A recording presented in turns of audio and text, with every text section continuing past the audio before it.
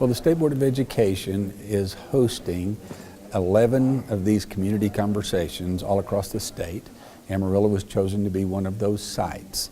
And what we've done is we've invited educators, superintendents, community members, business people, parents, students, anybody that would like to come and have an input into the development of the long-range plan.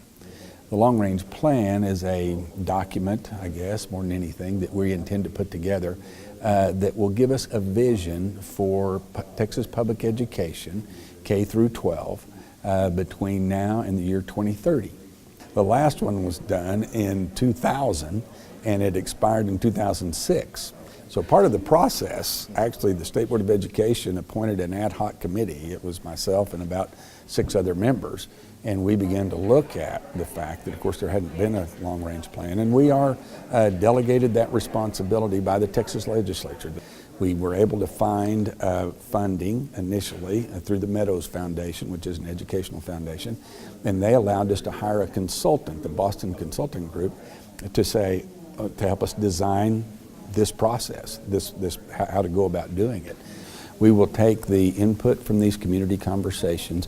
We also have a survey, a statewide survey that we've put out, and we've had a good number of responses to those as well. We'll put that all together with the help of our facilitator. The American Institute for Research is helping us do this part of it. And so we'll put all that together and hopefully come out with a plan to distribute by the end of this year. I think more of the focus of this long-range plan will be determining the strengths and the weaknesses, the opportunities and the challenges for Texas public education during that time frame. And we're looking specifically, or kind of broadly is a better way to say it, at 4 areas, one of which is equity and access, has to do with school funding and school finance and equitable opportunities for every student. Another is family engagement and empowerment. We think it's important that families be involved in the education process, obviously.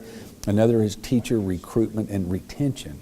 And so we're looking then also at attracting the best folks that we can into the teaching profession and then retaining those folks. And then the last one is student engagement and student and future readiness. I've got about 200 school districts that are in my State Board of Education district. And so we're concerned quite a bit about rural schools, rural access. We want to make sure that our students all across this part of the country have just as good of an educational opportunity, whether you're in, Canadian ISD or, Groom or anywhere like that, as well as do kids in San Antonio, Houston, Dallas, the bigger metropolitan areas. So I think equity and access certainly is an important component. And then family engagement, we want our families to be involved. I don't know how big of a challenge that is. Most of our rural schools, our families are very much involved there. Future readiness, are those kids getting ready for, in some instances, a move toward an industry certification or something like that, or a four-year college. I think it is a challenging time for Texas public education. I also think it's an exciting time. I don't know that we've ever been as responsive to the needs of our students in Texas public education as we are now. I think we are looking at ways to make that education experience more meaningful. We're looking at ways to be able to better equip our students to compete on a national level, but also on a global level. And I think Texas is moving up in that respect. I think we're doing a lot better job. Certainly a lot of it depends on funding, but when our school systems experienced the cutbacks that they had over the last a couple of years ago, I think it made them leaner and a little bit meaner, if you don't mind. But leaner in the sense that they're going, okay, if these are the dollars we have to work with, we're going to make sure that we're putting them in the right place in instruction, in classrooms, and we're really paying attention to all that. I think we're beginning to see the outcomes, and we're beginning to see the results of that.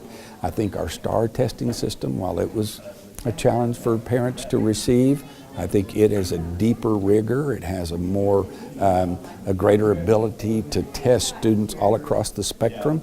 Even your most advanced students now, I think, with the STAR, we're able to do that. But I don't think we've gone too far. We had 15 end-of-course exams at one time. Now we have 5, which is a good move.